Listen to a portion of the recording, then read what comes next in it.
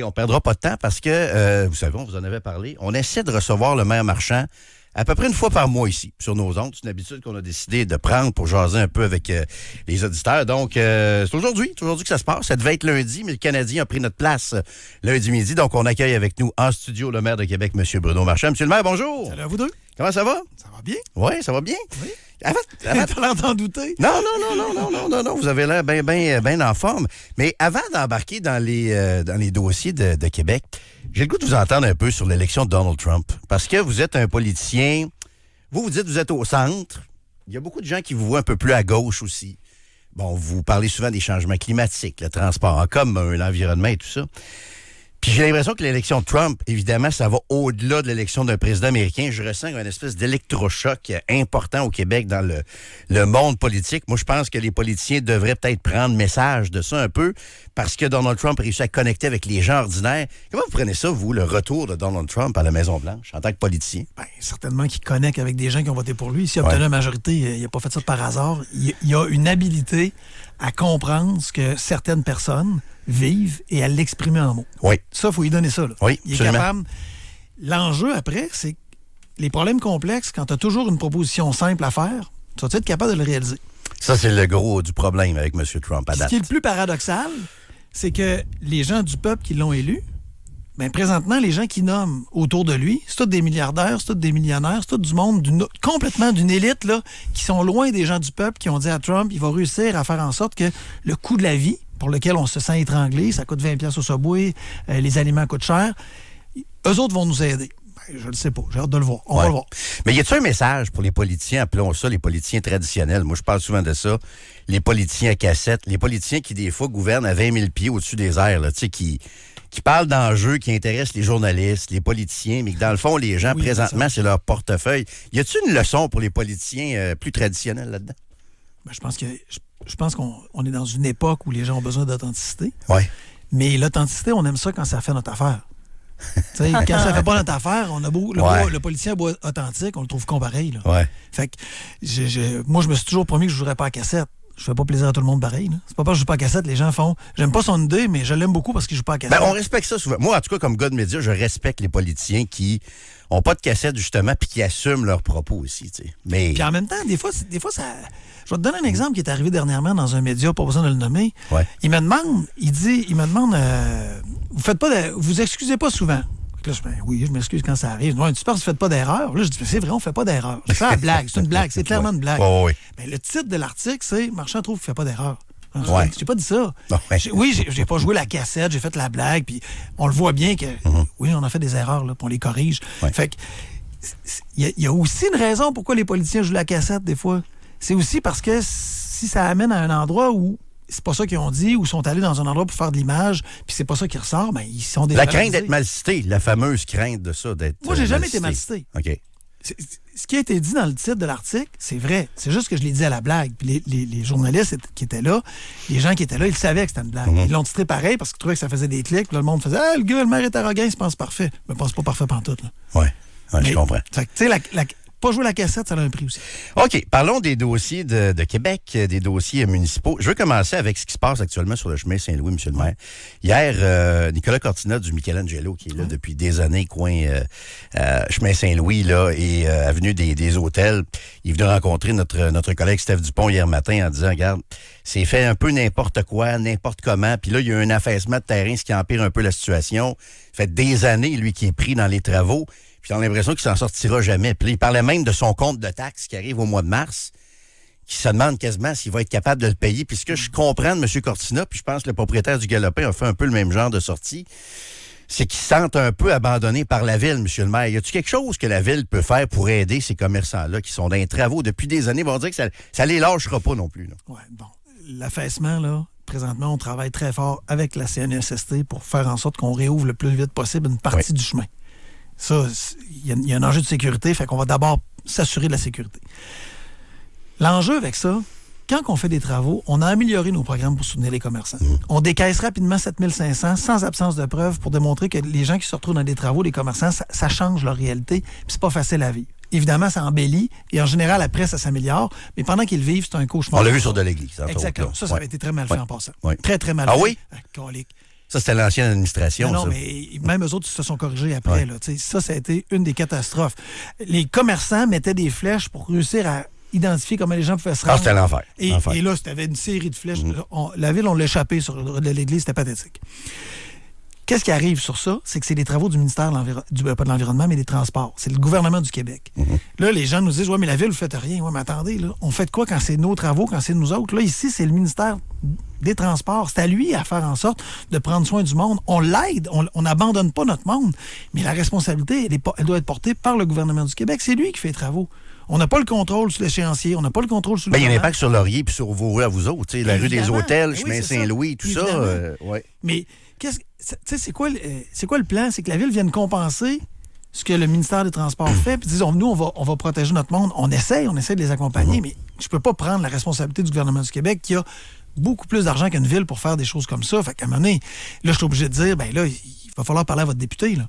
Il va falloir parler à votre député, parler aux gens qui sont en place, puis dire, c'est vrai que ça n'a pas d'allure. Maintenant, comment on fait pour vous aider? Fait que vraiment, vous les orientez vers Geneviève Guilbeault, finalement, ministre des Transports. Ouais, ou Pascal Paradis. Dans Jean Talon. Puis je suis sûr que Pascal et d'autres vont prendre la balle au bon, mais c'est un enjeu du gouvernement du Québec. C'est lui qui fait les travaux, c'est lui qui s'assure de l'échéancier, c'est lui qui impose, pour des bonnes raisons, mais qui impose des conséquences. Puis c'est vrai que les commerçants vivent des conséquences. Il n'y a personne au gouvernement du Québec qui veut les écœurer. Mais maintenant, c'est au gouvernement du Québec à mettre en place toutes les mesures pour les aider, je pense. Ça me fait penser à parler de ça. Le Fort, il va-tu se passer quelque chose sur ce terrain-là bientôt, à votre avis? Le terrain a été remis en vente? À court terme, non. Pas à court terme? Non. Non? En fait... Caroline, il faut qu'il se passe de quoi, là? C'est un méchant beau terrain, M. le maire, ça. Oui, puis il va se passer quelque chose quand on va être capable, le 15 décembre, de dire voici où on s'en va avec le transport structurant. Quand on dit qu'il y a 2 milliards de projets privés autour du transport structurant, là, ça, c'en est un. Il va y avoir des gens... Puis là, celui-là, il n'est même pas compté dans les 2 milliards parce qu'il n'est pas précis, parce qu'il est à vendre, là, mais il va y avoir des gens pour faire en sorte de dire hey, ça devient intéressant de construire. Oui. Faut qu'on se parle du RTC, M. le maire. On ne s'était pas parlé. Les audits ont été déposés, je pense, la semaine dernière. Finalement, on s'aperçoit que le RTC est, je pense, 9e sur 10 là, de façon générale pour l'évaluation de la performance des sociétés de transport. C'est pas général. C'est selon 3 critères. Oui. C'est une demande qui a été faite pour mettre 3 critères et évaluer les sociétés de transport. Un des critères, c'est le coût au kilomètre. Mais plus tu es une petite ville, moins ton coût au kilomètre. C'est ça. On peut pas comparer Lévis à Québec nécessairement ou Sherbrooke à Québec. Ça, je comprends tout ça. Les trajets les plus payants, on regarde ce critère seul, c'est évidemment au centre-ville. Oui. On n'en mettra pas à Beauport, on n'en mettra pas à Cap-Rouge, parce qu'à Cap-Rouge, il y a moins de densité. Donc, quand tu fais passer un autobus, il est moins plein, donc il coûte plus cher au kilomètre. Mais c'est pas ça le projet qu'on a. On veut servir l'ensemble de la ville. Alors, oui, il y a des endroits où ça coûte plus cher au kilomètre, mais oui, on l'assume. Maintenant, là, je te dirais pas que le RTC est parfait, là. C'est pas ça. Non, ben c'est ça, parce que là, les gens font lien entre ça et la hausse de la taxe sur les matriculations qu'ils devront subir, qui est annoncée cet automne. Vous dites que le RTC n'est pas parfait. Comment le RTC devrait s'améliorer? Puis là, je sais que vous allez peut-être me parler du service qui devrait être bonifié, mais y a-t-il quelque part à couper d'un bureau pour améliorer l'efficacité des opérations aussi? Quand on regarde les entreprises, les institutions, là, on a toujours l'impression qu'il y a du gras à couper partout, sauf chez nous. Donc, est-ce qu'il y a des efforts à faire? La réponse est oui. On fait des 11 millions de coupures dans les 2 dernières années. Il faut continuer à en faire.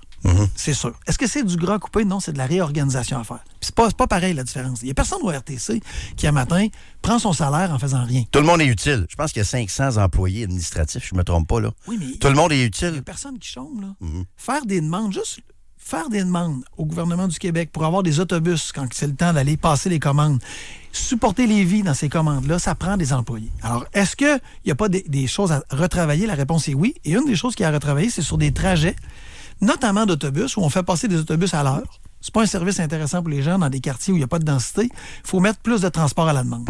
Les flexibus, il faut en mettre plus, ça soit encore plus efficace pour faire en sorte que quand les gens à Cap-Rouge, à Le Bourgneuf, à Beauport ont besoin de transport, paf, tu le demandes, il arrive, il t'amène où tu veux. Puis si tu veux sortir de ta zone, là, tu as besoin d'un autobus qui fait des trajets rapides entre les zones pour être efficace. C'est vers ça qu'on s'en va. OK. Puis parlant de ça, autre élément que moi j'ai trouvé important dans le rapport de Raymond Chabot de Grant Thornton, c'est qu'en gros, ils parlent des métrobus articulés. Oui. En disant qu'on les a peut-être gardés un peu trop longtemps, que ces autobus-là coûtent cher d'entretien, mais vous en avez besoin sur les parcours, comme par exemple sur Laurier, René Lévesque, parce qu'il y a de la demande. Là, je comprends là-dedans, dans le fond, moi, le message que je saisis un peu et que certains pourraient dire, c'est, ça presse, faisons le tramway et tout ça. Vous, c'est quoi votre solution à ça sur, justement, le fait de garder des vieux autobus plus coûteux à entretenir parce qu'on en a besoin? Qu'est-ce qu'on fait en attendant le tramway? Ça, c'était un des points importants des audits également, ça. Alors, sur le long terme, si on... Et moi, je pense que ça va aller de l'avant parce que ça augure bien pour l'instant. À partir du moment où on annonce le tramway, il faut faire en sorte d'avoir un plan qui va faire en sorte qu'on ne va pas acheter des nouveaux autobus qui ne serviront pas. Alors, où on achète des nouveaux autobus, puis après, on est capable de les redéployer dans des secteurs où on en a besoin. Mais c'est pas tous les secteurs qui ont besoin d'articuler, là. Et quand même, tu mettrais un articulé dans Sainte-Thérèse de Lisieux, tu n'auras pas l'achalandage pour avoir l'articulé. Même si tu l'as bien géré en disant « je vais le déplacer », fait que c'est ça qu'il faut planifier. On va attendre la confirmation, on va le planifier, on en a pour 5 ans. Avant que ça soit mis en œuvre. Pendant ce temps-là, il faut offrir des services aux gens. Vous parlez du tramway, là? Oui. Donc, pensez-vous que ça va se régler, ça, le tramway, dans les prochaines semaines? Oui, présentement, oui. Ah oui? Ça discute? Comment ça se passe présentement là-dessus? C'est CDPQ Infra, gouvernement du Québec, via le ministère des Transports, et nous, qui travaillons à faire en sorte de comment ça va être fait, quand ça va être fait, c'est quoi puis la CDPQ, quel argent ils vont avoir du gouvernement pour avancer là-dedans. Mais la ministre n'a pas l'air convaincue. Vous, je ne sais pas si vous l'avez rencontré récemment là-dessus ou l'avez-vous parlé, elle n'a pas l'air bien enthousiaste encore par rapport au tramway. Moi, je pense pas que c'est le cas. Si c'est le cas, le ministère des Transports n'a pas cette commande-là. Présentement, ça négocie, ça travaille. Pour le faire, pour le réaliser. Le 15 décembre. Et moi, j'ai senti la ministre sincère. Non pas de noyer le poisson ou de dire si c'est pas le 15 décembre, ça va être un prétexte pour sortir, mais je veux avancer rapidement, puis c'est pour ça que je mets le 15 décembre. Moi, je pense qu'elle a dit le fond de sa pensée là-dessus. Mais puis dans le concret, comment ça se passe, là? Y a-tu des rencontres à tous les jours là-dessus, à toutes les semaines? Pas tous les jours, mais il y a des rencontres fréquentes. Okay. C'est compliqué, là. Arriver à ces ententes-là, avoir le cadre juridique nécessaire pour qu'après, on soit pas mêlés. Qu'est-ce qui est à négocier actuellement? Là-dessus. Qu'est-ce qui est à négocier? Qui paye quoi? Quel travaux est fait? C'est quoi la gouvernance? Les employés sont où? Est-ce qu'il y a un bureau de projet à la ville ou c'est d'autres formes? Il va y avoir un bureau de projet à CDPQ Infra, ça va. Comment c'est géré? C'est quoi le rôle de la ville? C'est quoi le rôle du gouvernement du Québec? C'est quoi les délais? Fédéral là-dedans? Mais le fédéral, il paye. 1,5 milliard. Oui, mais le fédéral... Pas assez, ça, M. le maire? Non, mais ça, c'est le gouvernement du Québec qui va négocier avec lui. OK. Au gouvernement du Québec de dire ça au fédéral... Ça sera pas facile, ça, là, si Poilievre prend le pouvoir éventuellement. Le gouvernement libéral a dit, nous, on est voulant, on veut que le gouvernement du Québec aille chercher la part du lion. Fait que ça, c'est une raison de plus, dans le fond, pour dire qu'il faut régler ça avant le 15 décembre, là, le spectre de Poilievre qui va peut-être être élu. Oui, mais surtout parce qu'il faut avancer. C'est pas contre Poilievre, c'est faut avancer. Si on attend mars ou avril, quand l'élection aura lieu, j'en ai aucune idée, mais on va perdre une saison de construction. Il faut pas faire ça, là. Puis, je veux dire, vous dites c'est le provincial qui va devoir négocier avec le fédéral, mais entre vous et moi, 1,5 milliard. Je sais pas c'est à combien le chiffre d'évaluation actuel du tramway, là, mais 27 % Oui. Le fédéral dit qu'il est à 40 %. Fait qu'au gouvernement du Québec de continuer la négociation. C'est ça. Mais le fédéral, il n'est pas dans ces comités-là. Le fédéral, il n'est pas dans la mise en œuvre. Là. Le fédéral, il ne va pas dire on devrait passer là, on devrait le faire avec tel échéancier. Il n'est pas là. Il finance. Votre niveau de confiance que tout va être réglé le 15 décembre, mettons, sur 10, là? 8, 9 sur 10. 8, 9 sur 10? Ah oui. Ça va dépendre un peu des négos aussi après ça avec le fédéral. Tant que c'est pas fini, c'est pas fini. Là. Mais à la lumière de la volonté qui est exprimée puis des négos, mes gens me disent qu'on est confiant. OK. Je veux qu'on parle d'itinérance, M. le maire. Je sais que tout le monde sait qui nous écoute que ça vous tient à cœur. Vous parlez d'itinérance zéro, tout ça. Puis dans les médias, dans les dernières heures, on apprend que vous avez identifié un terrain pour installer des mini-maisons où les itinérants vont pouvoir, qui vont pouvoir être utilisés par des gens qui sont en situation d'itinérance. Ça va avoir l'air de quoi, ça? Je sais que Mike Ward, ça va-tu ressembler un peu aux les mini-maisons de Mike Ward? C'est quoi ce projet-là exactement? En fait, pour être franc, on va le nommer, c'est qu'on va partir de containers qu'on va transformer en lieu intéressant pour que des personnes itinérantes puissent avoir la transition entre la rue puis un appartement. Puis un appartement où ils seront accompagnés, mais où là, tu as un lieu pour déposer tes choses, te protéger, être en sécurité, où on a de l'intervention à faire. Là. Ça se fait pas. C'est pas juste on dit on met une mini-maison ou une maison modulaire, là, puis après ça, bonne chance. Là. Non. C'est pas un lieu où il va se vendre de la drogue. C'est pas un lieu où il va se faire de la criminalité ou peu importe. Non. C'est un lieu où des gens vont pouvoir être dans un espace assez restreint, avoir leur espace à eux, qu'on va pouvoir mettre des intervenants, travailler avec eux et être la transition entre la rue et l'appartement. C'est où ce terrain-là? Bien, présentement, on regarde. Je sais où, je vais attendre de le dire. On va l'annoncer. Parce que il y a quelque chose que j'ai appris quand on a annoncé ce projet-là. Il y a des gens qui ont dit le maire, c'est parce qu'il veut sortir les itinérants du centre-ville et les amener en périphérie. C'est ce qu'on comprend un peu, là. Mais non. De l'affaire, non? Mais non. Ça va être au centre-ville, le terrain? Mais non, ça ne sera pas au centre-ville. Mais pourquoi ça va être en périphérie? C'est parce qu'il y en a. Et elle existe déjà, on ne l'invente pas, on ne la déplace pas, là. Il n'y a aucune intention de déplacer des personnes itinérantes d'où ils sont. Il y a à intervenir avec eux là où ils sont. La périphérie, c'est quoi? C'est Charlebourg, Beauport, Loretteville?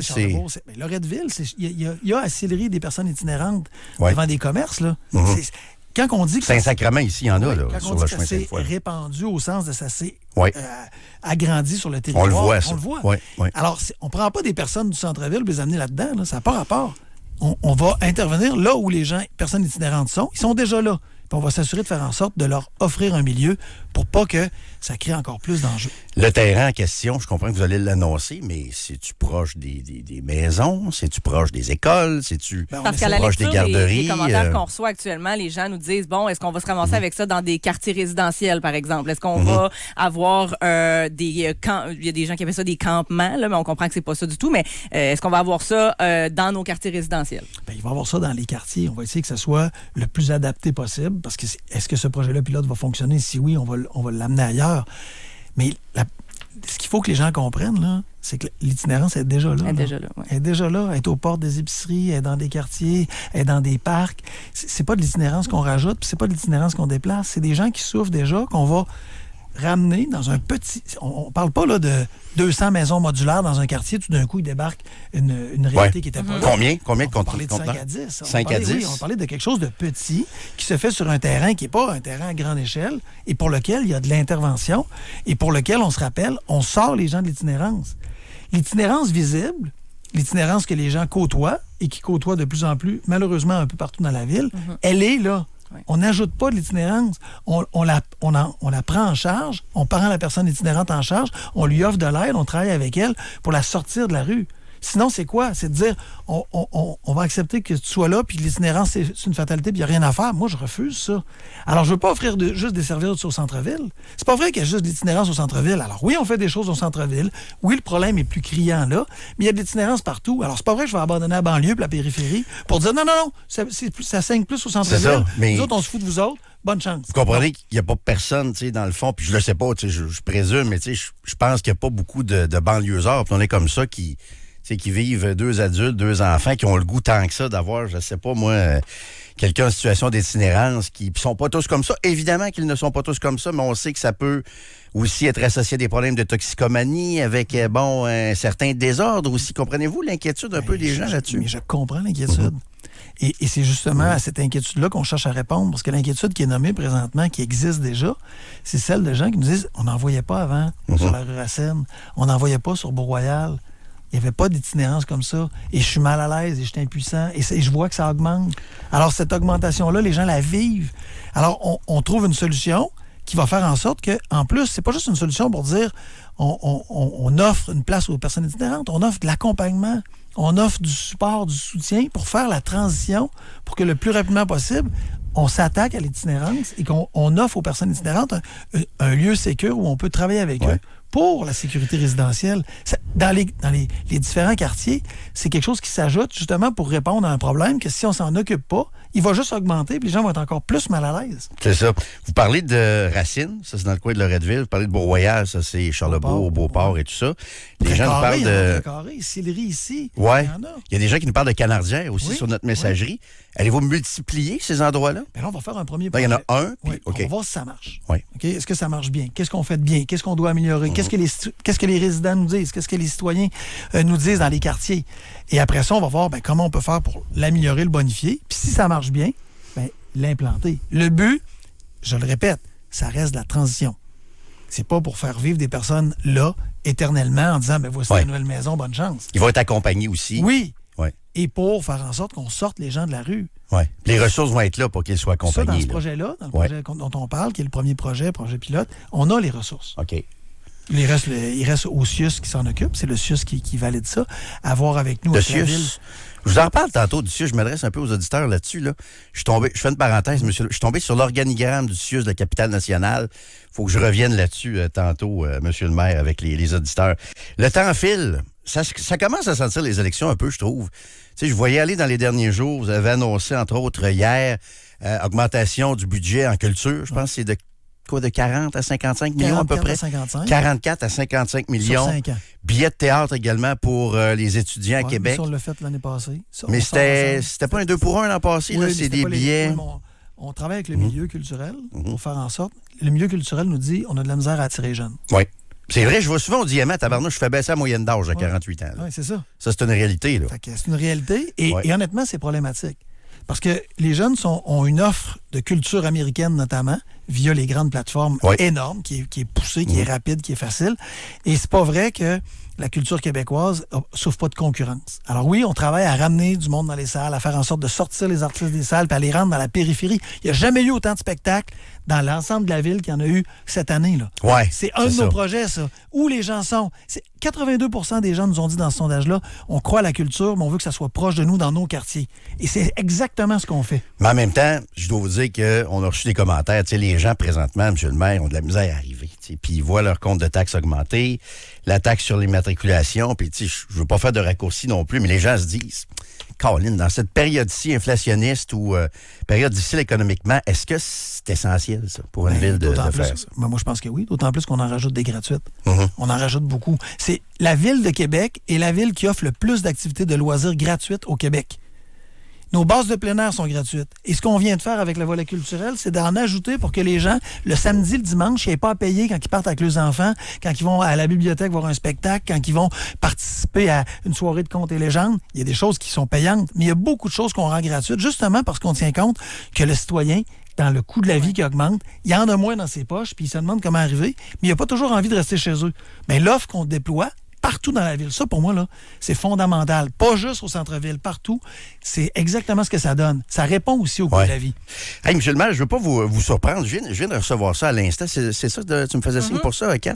Je viens de recevoir ça à l'instant. Le magasin Benjo dans Saint-Roch. Je ne sais pas si vous le saviez, ils viennent toujours juste de nous envoyer un communiqué. Ils vont fermer. C'est quand même un emblème. C'est quand même une emblème à Québec. Je comprends que vous étiez au courant de ça. Ça vient juste d'être confirmé par voie de communiqué. Avez-vous une réaction là-dessus, peut-être? D'abord, on le sait pourquoi, parce que la propriétaire nous a avisé d'avance, Geneviève Marcon, qui est une femme d'affaires aguerrie. Oui. Alors, ma première réaction, c'est que c'est une très mauvaise nouvelle. Mais je ne suis pas en train de dire que Geneviève Marcon a mal travaillé. Au contraire, elle est dans un contexte compliqué.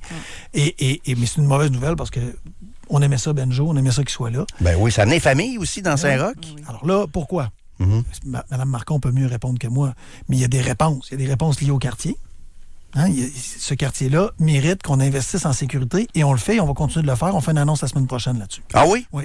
OK. Puis vous allez voir, elle est forte, notre annonce. Parce que ah oui, ça va être fort. Oui, on travaille sur l'itinérance. Oui. La troisième chose, n'oublions pas qu'au-delà de ça, c'est pas le premier commerce qui ferme, qui fait face à une concurrence mondiale de livraison rapide via des plateformes et qui font en sorte que le commerce électronique prend de la place. Alors nous, notre travail, c'est de créer des rues commerciales attractives, intéressantes, c'est de soutenir nos commerçants. C'est dommage ce qui arrive. Mais oui. On va continuer de travailler fort. Est-ce que ça va toujours être un peu un défi Saint-Roch aussi? Parce qu'il y a eu un roulement de bannières, puis il y a des très bons commerces. Moi, j'adore aller manger mes ramen chez Ono. Je vais chez Barbershop 1911 qui est ouvert il n'y a pas longtemps, mais quand même un roulement. Ben, c'est ça, mais ça va toujours être un peu un défi. Puis moi, ce que je trouve plate avec ça, c'est particulièrement l'aspect famille. Parce que, tu sais, il y a des bars, il y a de la restauration aussi. Il y a des commerces intéressants, mais Caroline, il faut garder aussi l'aspect familial. Il faut s'assurer de la sécurité et c'est ce qu'on va faire. C'est ce qu'on fait déjà, puis c'est ce qu'on va faire. M. Marchand, merci beaucoup d'être passé. Ça fait plaisir. Fait qu'on se revoit dans un mois. Avec plaisir. Avec plaisir, avant Noël. Dernière entrevue peut-être les gars pour d'avant 2024. sont partis avec la bouffe, les gâteaux. Ben oui, les Sylvain, LSC, avec puis Phil Couture, avec les bons produits du Château Frontenac. Hey, le marché de Noël aussi, c'est important. Ça s'en vient, ça. Et honnêtement, il grossit encore. Oui. L'offre est incroyable. Évidemment, tout est gratuit, à part quand on achète des choses. Et ça fait partie des plus beaux marchés de Noël allemands, en dehors de l'Allemagne, au monde. Non, c'est vrai que c'est vraiment le fun. Fait amener les enfants avec une soirée féerique. Le soir, il y a des spectacles, il y a du vin chaud, il y a un paquet d'éléments intéressants pour fêter, de la musique, mais il y a aussi toute l'ambiance. Dans le Vieux-Québec, là, franchement, c'est dur à battre.